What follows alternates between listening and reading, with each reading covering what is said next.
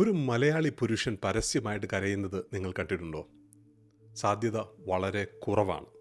അതാണ് നമ്മൾ ഇന്ന് സംസാരിക്കുന്നത്. എന്തുകൊണ്ടാണ് നമ്മുടെ കേരളത്തിലെ പുരുഷന്മാർക്ക് അവരുടെ ദൗർബല്യം, അവരുടെ വൾണറബിലിറ്റി അത് പുറമേ കാണിക്കാനായിട്ട് പറ്റാതെ പോകുന്നത്?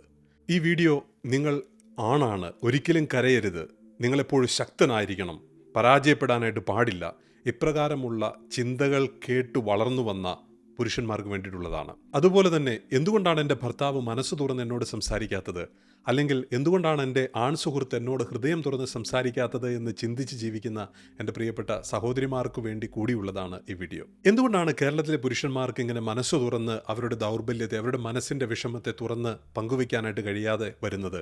കേരളത്തിലെ പുരുഷന്മാരെ കുറിച്ച് പറയുന്ന ഒരു പ്രധാനപ്പെട്ട കാര്യമുണ്ട്. എത്ര തമാശ പറഞ്ഞാലും ചിരിക്കാനായിട്ട് അവർക്ക് മടിയാണ്. എന്തോ ഒരുതരം ഗൗരവം അവരുടെ ജീവിതത്തെ ഇങ്ങനെ മുൻപോട്ട് കൊണ്ടുപോകുന്നതായിട്ട് നമുക്ക് കാണാനായിട്ട് കഴിയും.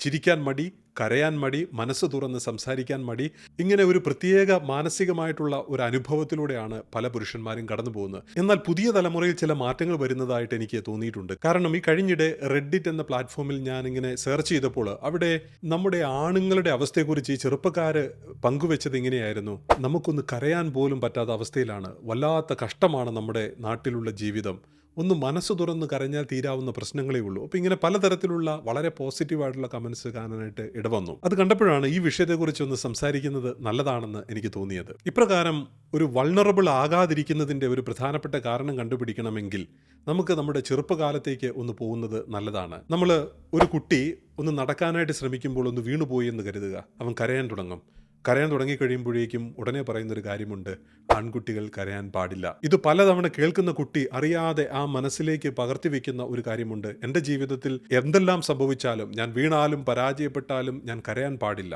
ഇതറിയാതെ മനസ്സിൽ ഞാൻ പ്രിന്റ് ചെയ്യുന്ന ഒരു വാചകമായിട്ട് മാറുകയാണ്. ഇനി അടുത്ത ഒരു കാര്യം എന്നുള്ളത്, നമ്മുടെ ജീവിതത്തിൽ ഏതെങ്കിലും ഒരു കാര്യം നമുക്ക് ഇഷ്ടപ്പെടാതെ വന്ന് ഞാൻ പ്രതികരിക്കുന്നില്ല എന്ന് തീരുമാനിച്ചു കഴിഞ്ഞാൽ അതൊരു കുറവാണ്. ആൺകുട്ടികളായാൽ അവർ പ്രതികരിച്ചിരിക്കും, അവർ കാര്യങ്ങൾ ചോദിക്കും, കാരണം അവർ ആൺകുട്ടികളാണ്. ഇപ്രകാരം ഒരു ചിന്ത നമ്മുടെ ആൺകുട്ടികളുടെ മനസ്സിലേക്ക് നമ്മൾ കുട്ടിക്കാലം മുതലേ മാതാപിതാക്കൾ അറിഞ്ഞോ അറിയാതെയോ കടത്തിവിടുന്നുണ്ട് എന്നുള്ളത് സത്യമാണ്. ചുരുക്കം പറഞ്ഞാൽ നമ്മുടെ ആൺകുട്ടികളെ നമ്മൾ വളർത്തുന്നത് ഒരു പട്ടാളക്കാരനെ രൂപപ്പെടുത്തിയെടുക്കുന്നത് പോലെയാണ്. ഈ പട്ടാളക്കാരെ രൂപപ്പെടുത്തിയെടുക്കുന്നത് അവർ ഒരു രാജ്യത്തെ സംരക്ഷിക്കാൻ, ഏതെല്ലാം പ്രതിസന്ധികൾ ഉണ്ടായാലും ഒരു രാജ്യത്തെ പ്രൊട്ടക്ട് ചെയ്യാനായിട്ടുള്ള തീരുമാനങ്ങൾ എടുക്കാനും അതുപോലെ ആ ഒരു പ്രതിസന്ധിയിലും പിടിച്ചു നിൽക്കാനായിട്ടും പറ്റുന്ന രീതിയിലുള്ള ഒരു ഫോർമേഷനാണ് അവർക്ക് കൊടുക്കുന്നത്. അവരെ ഫോം ചെയ്ത് രൂപപ്പെടുത്തിയെടുക്കുകയാണ് ചെയ്യുന്നത്. ആൺകുട്ടികൾ കരയാൻ പാടില്ല, ആൺകുട്ടികൾ ശക്തരായിരിക്കണം, അവർ തൻ്റെടികളായിരിക്കണം, അവർ ചോദ്യങ്ങൾ ചോദിക്കണം. ഇപ്രകാരമുള്ള ഇംപ്രിൻറ്റ്സ്, ഇപ്രകാരമുള്ള ഓരോ ചിന്തകൾ ഓരോ കുഞ്ഞിൻ്റെ മനസ്സിലേക്കും കടത്തിവിടുമ്പോൾ ഓരോ ആൺകുട്ടിയും ഇപ്രകാരം ഒരു മൈൻഡ് സെറ്റുമായിട്ടാണ് വളരാനായിട്ട് ആരംഭിക്കുന്നത്. നമ്മുടെ ആൺകുട്ടികളെ അവരുടെ ജീവിതത്തിൻ്റെ ദൗർബല്യങ്ങൾ പ്രകടിപ്പിക്കാനും സംസാരിക്കാനും നമ്മൾ പഠിപ്പിക്കുന്നില്ല. അത് ഒളിപ്പിച്ചു വെക്കാനായിട്ടുള്ള ഒരു വഴിയാണ് നമ്മൾ പറഞ്ഞു കൊടുക്കുകയും പഠിപ്പിക്കുകയും ചെയ്യുന്നത്. നല്ലൊരു ഉദാഹരണം നമുക്ക് നോക്കാം. ഒരു 30 വയസ്സായി കഴിയുമ്പോൾ ഒരു കുടുംബജീവിതമൊക്കെ ആരംഭിച്ച് ഒരു വർക്ക് പ്ലേസിലെ നല്ല പ്രഷറൊക്കെ ആയിട്ട് ഒരു മനുഷ്യൻ ജീവിക്കുകയാണ്. അവൻ്റെ ജീവിതത്തിൽ ഒറ്റപ്പെടലൊക്കെ അനുഭവപ്പെടുന്നുണ്ട്, വിഷമങ്ങളുണ്ട്, ജോലി സ്ഥലത്ത് പ്രശ്നങ്ങളുണ്ട്. പക്ഷേ ഇത് മനസ്സ് തുറന്ന് അവൻ്റെ ഭാര്യയോട് സംസാരിക്കാൻ പറ്റാത്ത അവസ്ഥയിലാണ് അവൻ വരുന്നത്. കാരണം ഞാനിത് തുറന്നു പറഞ്ഞു കഴിഞ്ഞാൽ ഞാനൊരു ബലഹീനനാണെന്ന് എൻ്റെ ഭാര്യ ചിന്തിക്കുകയില്ല, എൻ്റെ ജീവിതത്തിൻ്റെ ആണത്വം നഷ്ടപ്പെട്ട ഒരു തോന്നലല്ലേ അവൾക്കുണ്ടാവുക, ഇതെല്ലാം ഞാൻ സഹിക്കേണ്ടതാണ്, ഞാനിതെല്ലാം മനസ്സിൽ സൂക്ഷിക്കേണ്ടതാണെന്നുള്ള തെറ്റായ ചിന്തയിലേക്കാണ് ഈ മനുഷ്യൻ മാറിപ്പോകുന്നത് എന്നുള്ളതാണ് വാസ്തവം. ഇനിയും ഇപ്രകാരം പറഞ്ഞു കഴിഞ്ഞാൽ നമ്മുടെ വീട്ടിലുള്ള ആളുകൾക്ക് ഇതിനെക്കുറിച്ച് ബോധ്യമില്ലാത്തതുകൊണ്ട് അവർ പറയും: ഓ, ഇതൊന്നും സാരമില്ല, അതൊക്കെ ഒരു ചെറിയ ടെൻഷനല്ലേ, അതൊക്കെ അങ്ങ് പൊക്കോളും, നീ ഇതൊക്കെ അങ്ങ് സഹിക്കുക. ഇങ്ങനെ ഒരു മാനസികമായ ഒരു പരുവപ്പെടുത്തൽ സംഭവിക്കുമ്പോൾ ഇത് പറഞ്ഞതുകൊണ്ടും വലിയ പ്രയോജനമില്ല എന്നുള്ള രീതിയിൽ നമ്മുടെ ആണുങ്ങൾ ചിന്തിക്കുകയും ആ പറയാനുള്ള മനസ്സ് അപ്രകാരം ഇല്ലാണ്ടായി പോകുന്ന ഒരു അനുഭവത്തിലേക്ക് വരികയും ചെയ്യുന്നുണ്ട്. ഇങ്ങനെ തുറന്നു പറയാൻ പറ്റാത്ത അവസ്ഥയിൽ നമ്മൾ അടുത്തതായി ചെയ്യുന്നത് ഇതാണ്: നമ്മുടെ ഫോൺ എടുക്കുക, നമ്മുടെ ഇൻസ്റ്റഗ്രാം എടുക്കുക, അതിലൂടെ ഇങ്ങനെ സ്ക്രോൾ ചെയ്ത് നമ്മുടെ ജീവിതം ഇങ്ങനെ സ്ക്രോൾ ചെയ്ത് തീരുന്ന ഒരവസ്ഥയിലേക്ക് വരുന്നു. കാരണം നമ്മുടെ മനസ്സ് തുറന്നുള്ള സംഭാഷണങ്ങളും ആ സംഭാഷണങ്ങളിലൂടെ നമുക്കുണ്ടായിരിക്കേണ്ട ബലവുമാണ് നമ്മൾ നഷ്ടപ്പെടുത്തി കളയുന്നത്. ഇനി അതുപോലുള്ളൊരു പ്രധാനപ്പെട്ട കാര്യമാണ് നമ്മുടെ സമൂഹത്തിൽ, പ്രത്യേകിച്ചും കേരളത്തിൽ, നമുക്കൊരു മനഃശാസ്ത്രജ്ഞൻ്റെ അടുത്ത് പോകാനോ അവരോട് മനസ്സ് തുറന്ന് സംസാരിക്കാനോ ഉള്ളൊരു സ്വാതന്ത്ര്യമില്ല. കാരണം ഞാൻ അപ്രകാരം പോയി കഴിഞ്ഞാൽ എനിക്കെന്തോ മാനസികാരോഗ്യ പ്രശ്നമുള്ളതായിട്ട് സമൂഹം വിലയിരുത്താൻ തുടങ്ങും, അത് നാലാൾ അറിഞ്ഞാൽ എൻ്റെ ജീവിതത്തിൻ്റെ അവസ്ഥ തന്നെ മാറിപ്പോകുമെന്നുള്ള ഒരു പ്രശ്നം കൂടി നമ്മുടെ ഇടയിലുണ്ട്. എന്നാൽ വിദേശ രാജ്യങ്ങളിൽ വന്നു കഴിയുമ്പോൾ ഒരു കൗൺസിലറെ കാണാനായിട്ട് അല്ലെങ്കിൽ ഒരു സൈക്കോളജിസ്റ്റിനെയോ സൈക്കാട്രിസ്റ്റിനെയോ കാണാനായിട്ട് അത് വലിയൊരു പോസിറ്റീവായിട്ടുള്ള ഒരു കാര്യമായിട്ടാണ് കാണുന്നത്. കാരണം കാരണം ഞാൻ എൻ്റെ മാനസികാരോഗ്യത്തെ നിലനിർത്താനായിട്ട് പരിശ്രമിക്കുന്നതിൻ്റെ ഭാഗമാണ് അപ്രകാരമുള്ള സ്പെഷ്യലിസ്റ്റുകളെ പോയി കാണുന്നതും അവരോട് എൻ്റെ ജീവിതത്തെപ്പറ്റി സംസാരിക്കുന്നതും. അപ്പോൾ അങ്ങനെ ഒരു സാഹചര്യം ഇല്ലായെങ്കിൽ നമ്മുടെ നാട്ടിൽ വേണ്ടത് നമുക്ക് ഇപ്രകാരം തുറന്ന് സംസാരിക്കാനുള്ള ഒരു അവസരവും അതിനെ അംഗീകരിക്കുന്ന ഒരു മൈൻഡ് സെറ്റും രൂപപ്പെടുത്തിയെടുക്കുക എന്നുള്ളത് വളരെ പ്രധാനപ്പെട്ട ഒരു കാര്യമായിട്ട് എനിക്ക് തോന്നുന്നു. പ്രത്യേകിച്ചും നമ്മുടെ സമൂഹത്തിൽ മാനസികാരോഗ്യ പ്രശ്നങ്ങൾ വളർന്നു വരുന്ന ഈ കാലഘട്ടത്തിൽ. ഈ അടുത്ത നാളിൽ വന്ന സ്റ്റഡിയുടെ ഫൈൻഡിങ്സ് ഇതായിരുന്നു: ഇന്ത്യയിൽ ഏറ്റവും കൂടുതൽ മാനസികാരോഗ്യകരമായ പ്രശ്നങ്ങൾ അനുഭവിക്കുന്ന ആണുങ്ങളുള്ളത് കേരളത്തിലാണ്. അതുകൊണ്ടാണ് നമ്മുടെ ഇടയിലെ ആണുങ്ങളിൽ ജീവിതം അവസാനിപ്പിക്കണം എന്നുള്ള ചിന്ത അനിയന്ത്രിതമായ രീതിയിൽ വളർന്നു വരുന്നത് എന്നുള്ളതും പഠനത്തിന്റെ ഫൈൻഡിങ്സ് ആണ്. എന്നാൽ ആരും പറയാത്തൊരു കാര്യമുണ്ട്. നമ്മളിങ്ങനെ ഈ നമ്മുടെ ചിന്തകളെയും നമ്മുടെ ദുർബലതകളെയും ഒക്കെ അടക്കി വെക്കുമ്പോൾ, നമ്മുടെ വിഷമങ്ങൾ അടക്കി വെക്കുമ്പോൾ സംഭവിക്കുന്ന ഒരു കാര്യം, അത് പിന്നീട്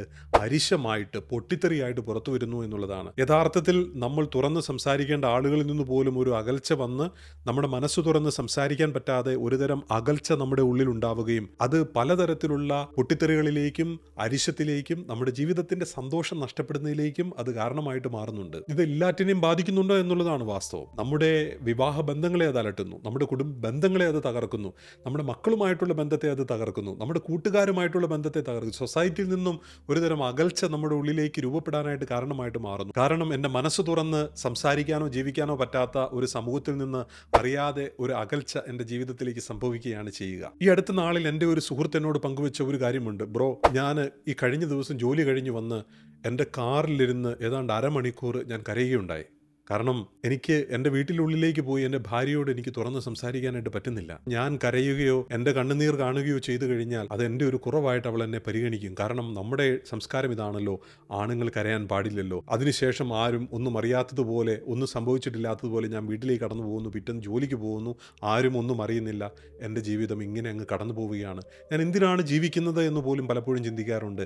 എൻ്റെ ജീവിതത്തിൻ്റെ യഥാർത്ഥ സന്തോഷം നഷ്ടപ്പെട്ടു പോകുന്ന ഒരു അനുഭവത്തിലൂടെയാണ് ഞാൻ കടന്നു പോകുന്നത്. എന്തുകൊണ്ടാണ് ഇങ്ങനെ ഒരു അവസ്ഥ നമുക്കുണ്ടാവുന്നത് എന്നുള്ളൊരു ചോദ്യം ഈ കഴിഞ്ഞ ദിവസം എൻ്റെ ഒരു ഫ്രണ്ടുമായിട്ട് നടത്തിയത് നിങ്ങളുമായിട്ട് ഞാൻ പങ്കുവെക്കുകയാണ്. നമ്മളൊക്കെ ഇങ്ങനെ ഒരുതരം മറയിട്ട ജീവിതത്തിനുള്ളിൽ കഴിഞ്ഞു പോകുന്ന ഒരു ദുരവസ്ഥ നമുക്ക് അനുഭവപ്പെടാറുണ്ട് എന്നുള്ളത് വാസ്തവമാണ്. നമ്മുടെ മനസ്സ് തുറന്ന് സംസാരിക്കാൻ പറ്റാത്ത ഏത് അവസ്ഥയും അത് അപകടകരമാണ്. അപ്രകാരം സംസാരിക്കാനായിട്ട് നമുക്ക് പറ്റുന്നില്ല എങ്കിൽ നമ്മൾ ആരോഗ്യകരമായ ഒരു സമൂഹത്തിലല്ല ജീവിക്കുന്നത് എന്ന് നമ്മൾ തിരിച്ചറിയേണ്ടതായിട്ടുണ്ട്. നമുക്ക് കാര്യങ്ങൾ ഒളിപ്പിക്കുന്ന പുരുഷന്മാരെ അല്ല വേണ്ടത്, തുറന്ന് സംസാരിക്കുന്ന, പ്രശ്നങ്ങളെ പരിഹരിക്കാനായിട്ട് പരിശ്രമിക്കുന്ന, മനസ്സ് തുറന്ന് സ്നേഹിക്കാനായിട്ട് പരിശ്രമിക്കുന്ന, മനസ്സ് തുറന്ന് സംസാരിക്കാനും എല്ലാം ഉൾക്കൊള്ളാനായിട്ടും പരിശ്രമിക്കുന്ന ആണുങ്ങളെയും അതുപോലെ തന്നെ അവരെ മനസ്സിലാക്കുന്ന ഒരു സമൂഹവുമാണ് നമുക്കുണ്ടാവേണ്ടത്. അങ്ങനെയാണെങ്കിൽ മാത്രമേ നമ്മുടെ പുരുഷന്മാരുടെ മാനസികാരോഗ്യത്തെ മെച്ചപ്പെടുത്താനായിട്ട് നമുക്ക് കഴിയുകയുള്ളൂ. തലമുറകളായി നമ്മളെ പഠിപ്പിച്ചു വന്ന ഈ പൊള്ളത്തരം, നിങ്ങൾ ശക്തനാണ്, ദുർബലനാകാൻ പാടില്ല, ആണുങ്ങൾ തൻ്റെടിയായിരിക്കണം, ആണുങ്ങൾ കരയാൻ പാടില്ല, ഇപ്രകാരമുള്ള തെറ്റിദ്ധാരണകളെ പൊളിച്ചെഴുതേണ്ട സമയം അതിക്രമിച്ചിരിക്കുകയാണ് എന്ന് നമ്മൾ ഓർക്കേണ്ടതായിട്ടുണ്ട്. അതുകൊണ്ട് നമ്മളെ മനസ്സിലാക്കുന്ന, മനസ്സ് തുറന്ന് നമുക്ക് സംസാരിക്കാൻ പറ്റുന്ന നല്ല ബന്ധങ്ങൾ നമുക്കുണ്ടാവേണ്ടതാണ്.